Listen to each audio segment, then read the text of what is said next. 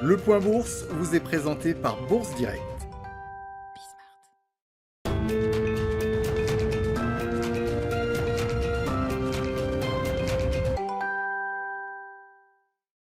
La tendance est toujours dans le vert à Paris avant l'ouverture des marchés américains qui sont attendus dans le vert pour le moment et dont les premiers échanges seront notamment dictés par la réaction des investisseurs à la statistique attendue depuis le début de la semaine, à savoir l'indice des prix à la consommation PCE Core pour le mois de mai aux États-Unis.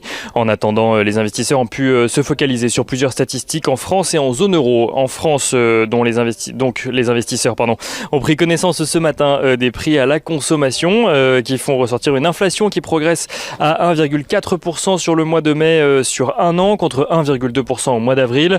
Sur un mois, l'inflation progresse en France de 0,3%. La consommation des ménages chute de son côté de 8,3% au mois d'avril sur un mois après une contraction beaucoup plus restreinte de 0,3% au mois de mars. Une baisse qui s'explique notamment avec le recul des achats de biens fabriqués en lien avec les mesures de restriction sur le mois d'avril en France. Et en ce qui concerne le PIB de l'Hexagone, celui-ci s'est contracté en 2020, mais moins que prévu. Il recule de 8% contre 8,2% selon l'estimation précédente qui a eu lieu il y a un mois. Un recul lié évidemment à la crise de Covid-19 et aux différentes mesures de restriction sur le territoire. Sur le premier trimestre 2021, l'économie française a continué sa contraction, contrairement à ce qu'on a pu penser pendant un moment. Le PIB de l'Hexagone ressort finalement en recul de 0,1% sur la période contre une première estimation en progression de 0,4%.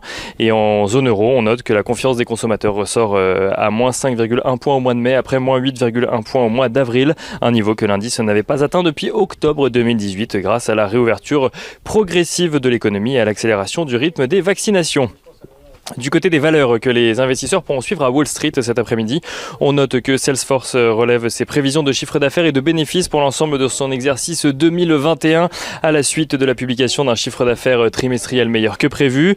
Et on note en revanche, toujours dans le secteur informatique, mais du côté des constructeurs, que Dell et HP annoncent de leur côté que la pénurie des semi-conducteurs pourrait avoir un impact sur leur activité. Les titres de Dell et de HP qui reculent dans les échanges d'avant-bourse.